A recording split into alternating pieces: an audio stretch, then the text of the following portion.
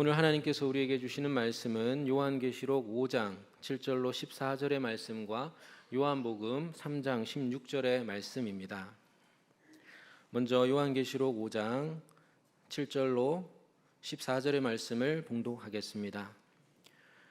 그 어린 양이 나와서 보호자에 앉으신 이의 오른손에서 두루마리를 취하시니라. 그 두루마리를 취하심에 네 생물과 24장로들이 그 어린 양 앞에 엎드려 각각 고문고와 향이 가득한 금 대접을 가졌으니 이 향은 성도의 기도들이라. 그들이 새 노래를 불러 이르되 두루마리를 가지시고 그 인봉을 떼기에 합당하시도다. 일찍이 죽임을 당하사 각 족속과 방언과 백성과 나라 가운데에서 사람들을 피로 사서 하나님께 드리시고 그들로 우리 하나님 앞에서 나라와 제사장들을 삼으셨으니 그들이 땅에서 왕노릇 하리로다 하더라. 내가 또 보고 들음에 보좌와 생물들과 장로들을 둘러선 많은 천사의 음성이 있으니 그 수가 만만이요 천천이라. 큰 음성으로 이르되 죽임을 당하신 어린 양은 능력과 부와 지혜와 힘과 존귀와 영광과 찬송을 받으시기에 합당하도다 하더라. 내가 또 들으니 하늘 위에와 땅 위에와 땅 아래와 바다 위에와 또 그 가운데 모든 피조물이 이르되 보좌에 앉으신 이와 어린 양에게 찬송과 존귀와 영광과 권능을 세세토록 돌릴지어다 하니 네 생물이 이르되 아멘하고 장로들은 엎드려 경배하더라. 아멘. 요한복음 3장 16절입니다. 하나님이 세상을 이처럼 사랑하사 독생자를 주셨으니 이는 그를 믿는 자마다 멸망하지 않고 영생을 얻게 하려 하심이라. 아멘. 우리 옆에 있는 분들과 한 번 더 인사하겠습니다. 사랑합니다. 축복합니다.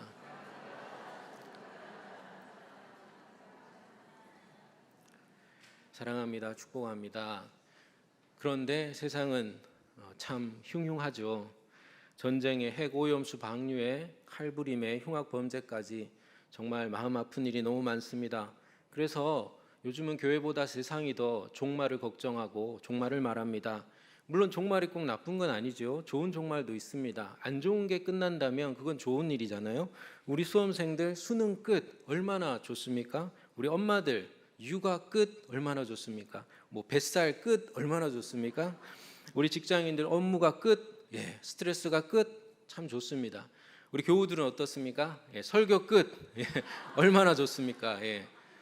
이렇게 좋은 끝도 있고 좋은 종말도 있습니다. 세상은 불편이 끝나기를 바라면서 불편의 종말을 꿈꾸면서 개발에 힘썼죠. 그래서 우린 편리하게 살아갑니다. 하지만 기후위기가 왔고 이제는 지구가 끝장날까 봐 걱정입니다. 세상은 전쟁이 끝나기를 바랬습니다. 그래서 과학기술을 발전시켜서 탄생한 것이 핵무기입니다.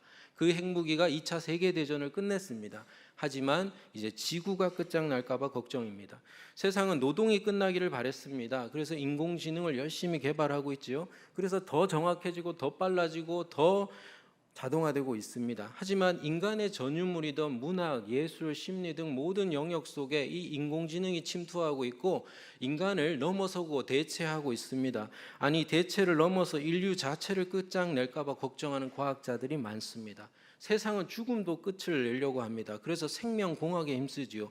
그 결과 우리의 유전자를 조작하는 그런 기술들이 개발되고 있고 늙은지를 젊은지로 회춘시키는 실험에 성공하기도 했습니다. 심지어 노화의 비밀인 텔로미어를 조작해서 영생할 방법까지 찾고 있는 이 똑똑한 인간을 보십시오. 그런데 이런 노력들은 또 어떤 부메랑으로 우리에게 돌아올까? 미지수입니다. 우리나라는 1945년 8월 15일에 광복을 맞았죠. 8월 6일에 일본에 원자 폭탄이 떨어졌기 때문입니다. 이 폭탄은 왜 떨어졌습니까? 그 전달인 7월에 세계 최초의 핵폭발 실험이 성공했기 때문입니다. 결과만 보면 우리나라는 어떻게 광복을 얻은 겁니까? 핵무기, 핵폭탄 덕분에 광복을 얻은 것입니다. 이 핵무기를 만드는 프로젝트의 총책임자였던 사람이 오펜하이머죠. 요즘 오펜하이머라는 영화가 아주 인기가 많은데요. 근데 무려 3시간이나 됩니다. 그래서 사람들이 그러더라고요. 핵폭탄보다 내 방광이 먼저 터지겠다고 조심해서 영화관에 들어가시기 바랍니다. 잘 준비해서 들어가셔야 됩니다. 이 핵무기 프로젝트를 총감독했던 천재였던 이 오펜하이머는 이렇게 말합니다. 세상에 핵무기가 나오고 나서 하는 말이 나는 이제 죽음이요 세계의 파괴자가 되었다. 세계를 구하려고 엄청난 인력이 투입되었습니다. 연간 60만 명 그리고 엄청난 돈이 투입되었습니다. 지금으로 치면 연간 40조가 투입되었습니다. 그리고 계속해서 노벨상을 받게 되는 그 많은 기라성 같은 과학자들이 그 프로젝트에 참여했고요. 엄청난 기술들이 쏟아부어졌습니다. 그 결과물이 오히려 세계 종말을 위협하는 1순위 후보가 되었다는 것은 우리 인류의 아주 희한한 아이러니입니다. 세계는 파국의 종말을 걱정하고 있습니다. 요한계시록은 세상의 종말을 계시합니다. 얼핏 보면 파국이지만 자세히 보시면요, 구원입니다. 계시록은 1장 19절에서 보듯이 사도 요한이 본 것과 이미 지금 있는 일과 그리고 장차 될 일을 기록하고 있습니다. 1장에 보면 본 것은 그리스도의 영광을 본 것이고요. 지금 있는 일은 그 당시에 7 교회의 영적 상태이고요. 그리고 장차 될 일은 4장 1절부터 나오는데요. 하늘에서 요한에게 음성이 들리지요. 이리로 올라오라. 이후에 마땅히 일어날 일을 내가 내게 보이리라. 4장에서는 하늘 보좌에 앉으신 이로 묘사되는 하나님이 찬양을 받으시고요. 5장에서는 하늘 보좌에 앉으신 이의 손에 무언가가 들려 있습니다. 바로 두루마리입니다. 그 두루마리가 뭡니까? 바로 장차 될 일입니다. 그러니까 종말의 역사, 종말입니다. 문제는 이 종말 역사가요, 7인 7 도장으로 봉해져 있다는 겁니다.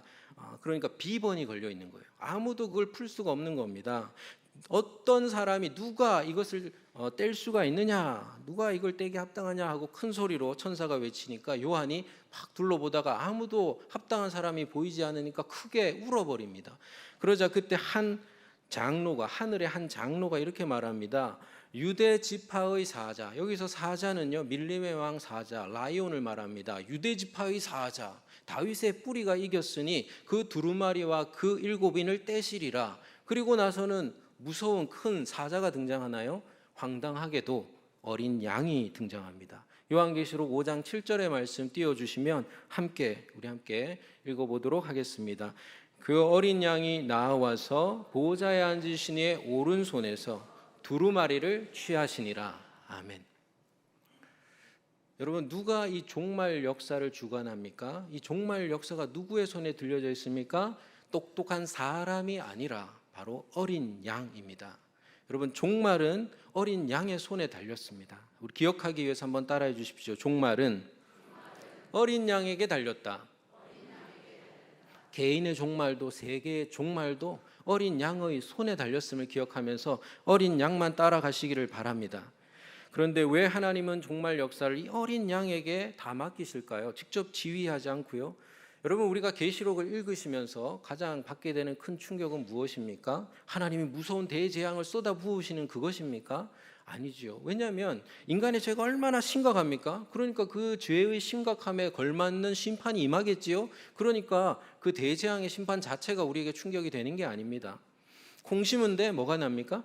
콩이 나고 팥 심은데 팥이 나는 것처럼 심각한 죄의 결과가 바로 대재앙의 심판으로 임하는 것이기 때문에 그게 이상한 게 아니라 정말로 희한하고 정말로 충격을 주는 것은 의로우신 하나님이 세상을 이처럼 사랑하셔서 우리를 모두 구원에 이르도록, 다 회개하고 구원에 이르도록 오래 참으면서 최후의 심판을 계속 미루신다라는 점, 이것이 충격적인 것이고, 또 이 종말의 역사와 심판을 사자가 아니라 어린 양에게 다 맡기신다라는 것이 놀라운 것입니다. 여러분, 계시록을 읽고 계시잖아요. 다시 한번 읽으시면서 어린 양이라는 단어를 형광펜으로 한번 색칠해 보십시오. 몇 번 정도 나올 것 같으세요? 무려 27번이 나옵니다. 한 번은 이제 적그리스도가 어린 양을 흉내내는 것으로 나오지만 27번은 예수를 가리키는 것으로 27번이나 나옵니다. 제가 몇 가지만 소개해 드리겠습니다. 5장 7절에 어린 양이 두루마리, 종말 역사를 취하시지요. 그리고 5장 13절에서 어린 양과 그리고 하나님이 같이 동일한 찬양을 받으십니다.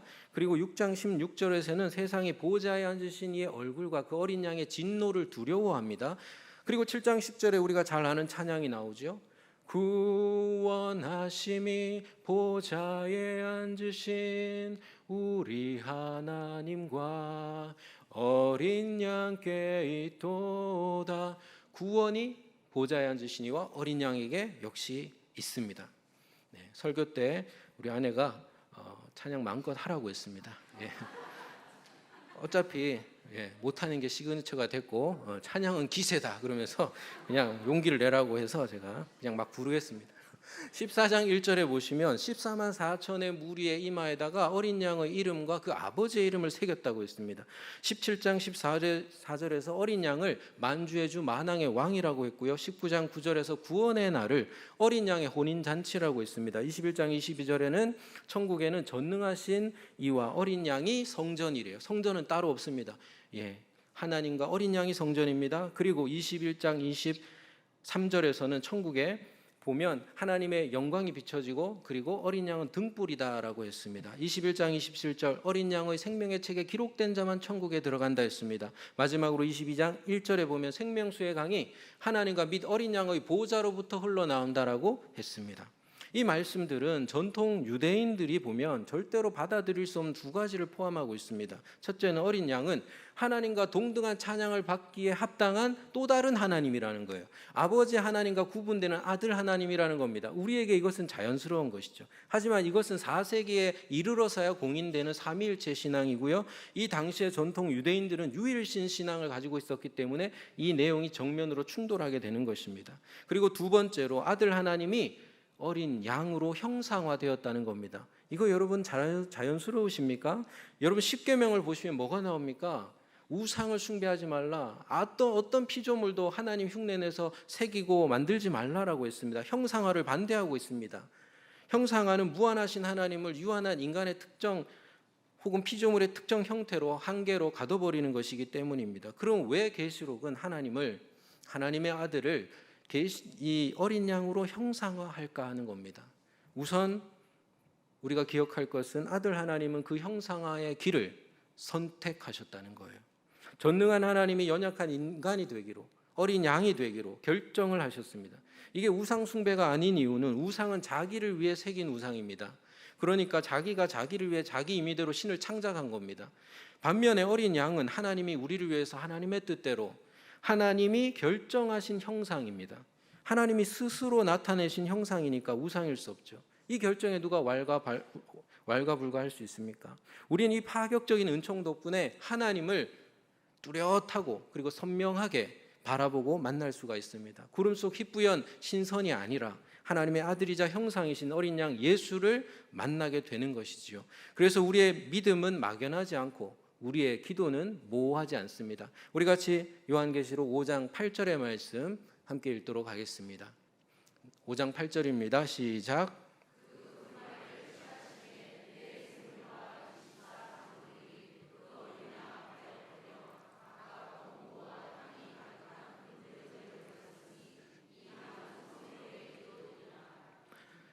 이 향은 성도의 기도들이라. 하나님의 채찍근이 누굽니까? 내 생물과 24장로입니다. 그런데 이들이 누구 앞에 엎드렸다고요? 어린 양. 그러니까 누구 앞에 엎드려야 됩니까? 우리도 어린 양 앞에 엎드려야 됩니다. 누구의 이름으로 기도합니까? 이 기도가 지금 누구 앞에 올라가고 있습니까? 어린 양에게 올라가고 있습니다. 그래서 우리는 어린 양 예수 그리스도의 이름으로 기도하는 것입니다. 어린 양 예수 그리스도의 이름으로 우리는 기도해야 합니다. 왜냐하면 그분이 바로 하나님의 아들이요 형상이기 때문입니다. 그럼 왜 하나님은 하필 어린 양으로 나타나실까요? 사자도 있고 뭐 공룡도 있잖아요. 큰 거 좋은 거 많잖아요. 왜 어린 양입니까? 분명한 건 이겁니다. 하나님이 세상을 구원하기 위해 죽임당하신 어린 양으로 나타나셨다면 이것이 바로 파국으로 치닫는 세상을 구원하는 가장 적절한 하나님의 지혜요 능력이라는 것입니다. 여러분, 세상이 파국으로 치닫는 이유가 무엇입니까? 개인도 세계도 왜 파국으로 치닫습니까? 예나 지금이나 변함이 없죠. 머리가 나빠서가 아닙니다. 머리는 소름 돋을 만큼 좋습니다. 성경은 이렇게 진단합니다. 세상이 파국으로 치닫는 건 바로 죄 때문이다. 그리고 그 죄는 탐욕의 결과다. 그 탐욕은 욕구가 양심에서 벗어났기 때문이다. 그러면 이 욕망이 왜 양심에서 벗어나느냐? 이 양심이 병들었기 때문이다. 여러분, 양심이 병들면 어떻게 됩니까? 이 양심이 병드는 게 별일 아닌 것입니까? 양심이 병들면 영혼이 죽어가고요, 관계가 깨지고요, 가정이 파탄나고요, 직장이 무너지고 교회가 영향력을 잃고요, 사회는 부패해가고 나라는 기울고 세계는 불행해집니다. 지금 딱 우리가 살아가는 세상 아닙니까? 다 이것이 어디서부터 기원하는 것입니까?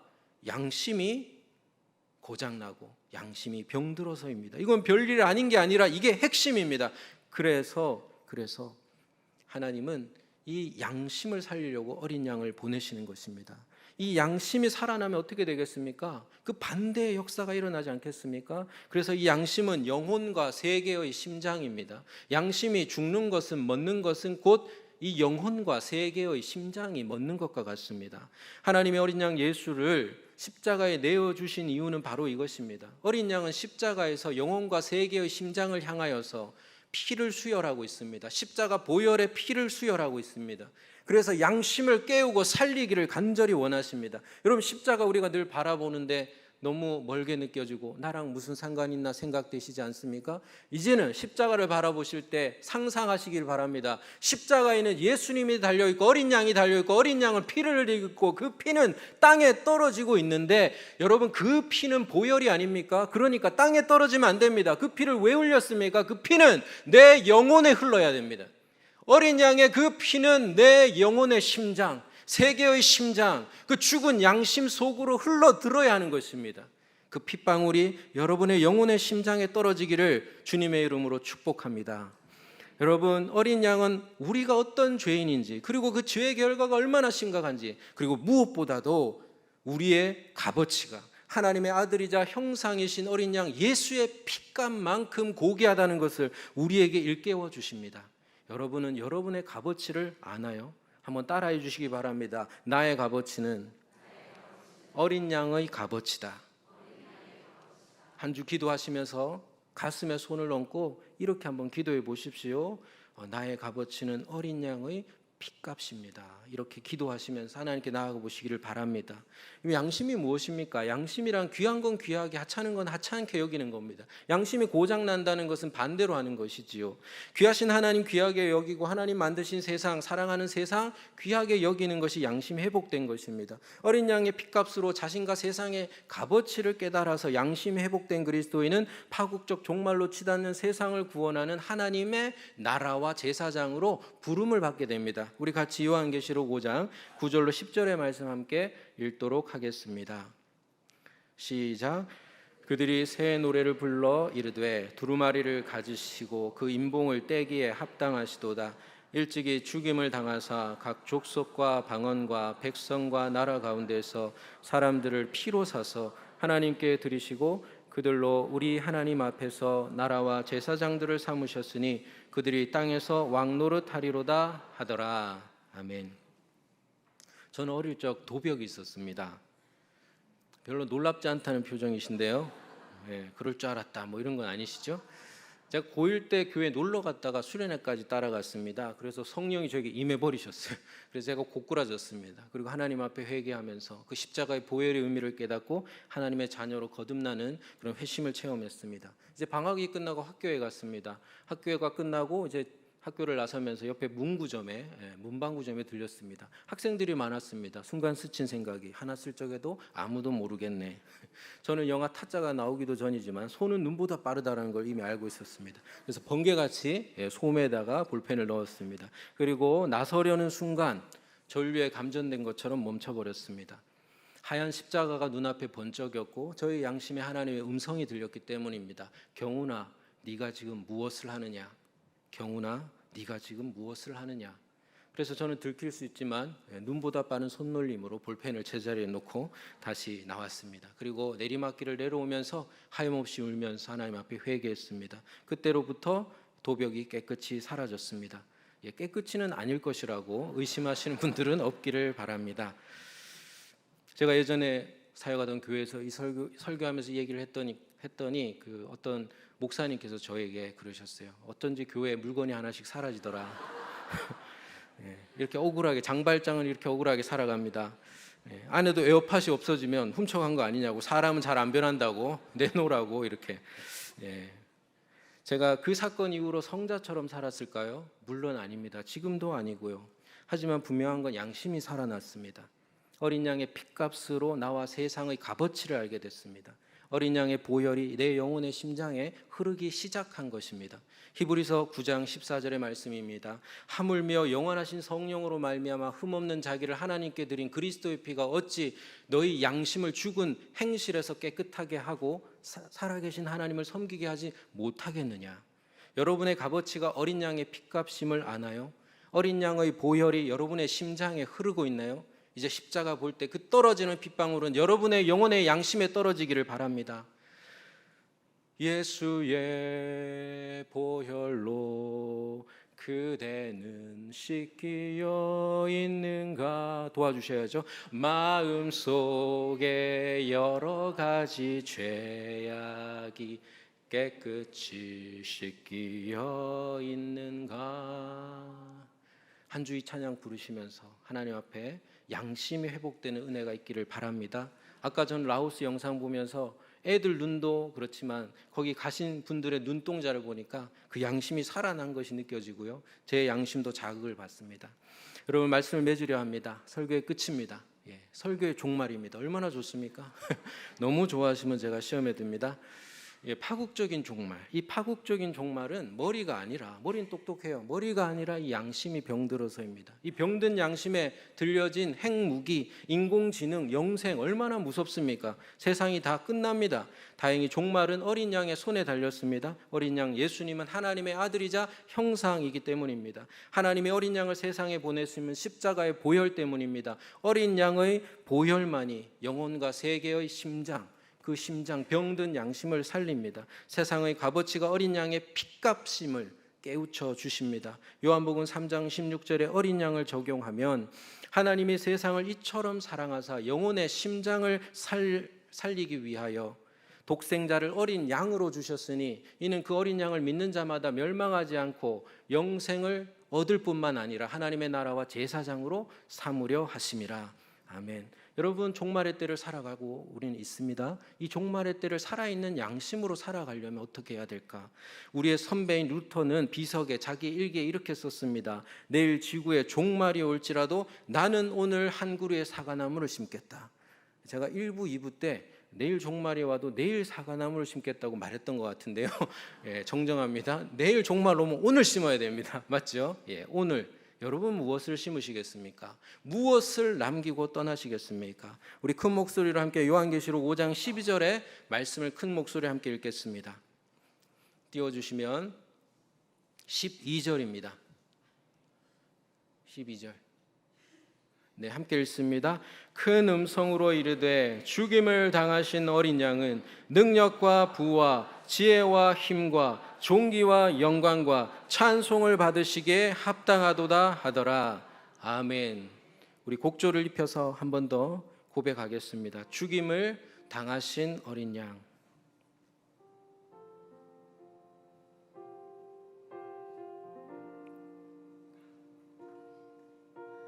죽임 당하신 어린 양, 능력과 부와 지혜, 힘과 존귀와 영광, 찬송 받으시기에 합당하신 어린 양. 우리 찬양받기에 합당하신 어린 양께 영광의 박수 올려드리겠습니다.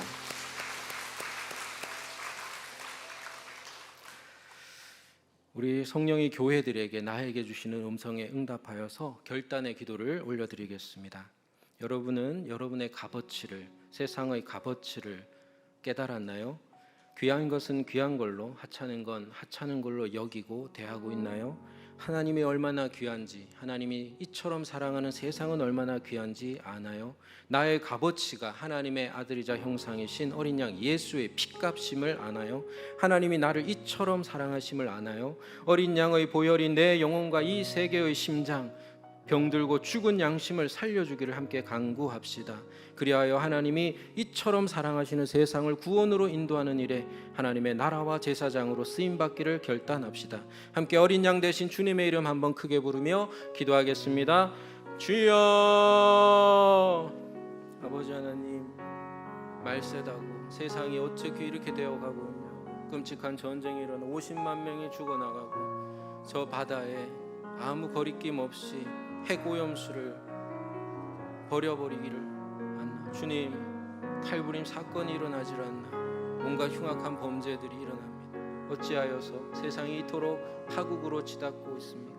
주님, 그 모든 것이 바로 우리의 양심이 병들고 죽어있기 때문입니다. 이 양심 살리려, 이 영혼의 심장 살리려 주님께서 이 땅에 오시고 어린 양으로 십자가에 달려 그 귀한 보혈을 흘리셨으면 그 피가 땅에 떨어지지 않게 하여 주시고 이제 우리의 영혼에 떨어지고 우리의 심장에 떨어지고 우리의 양심을 소생시켜 주시옵소서. 주님요, 오 주님요, 세상을 이처럼 사랑하사 하나님의 아들이자 형상 되신 어린 양 예수를 세상에 보내시고 십자가에 내어주시니 그 사랑에 감사드립니다. 하나님의 사랑으로 우리의 값어치가 어린 양의 핏값이 되었습니다. 병든 양심으로 탐욕에 이끌려 죄와 사망의 파국으로 치닫는 우리를 하나님의 나라와 제사장으로 삼아주신 그 은혜에 감사를 드립니다. 종말의 구원이 어린 양에게 달렸음을 믿고 종말의 때를 살아있는 양심으로 살아가게 하여 주시옵소서. 내일 지구에 종말이 올지라도 오늘 하루 한 그루의 사과나무를 심는 아름다운 인생들 되게 하여 주옵소서. 이 모든 말씀 어린 양 되신 예수 그리스도의 이름으로 기도드립니다. 아멘.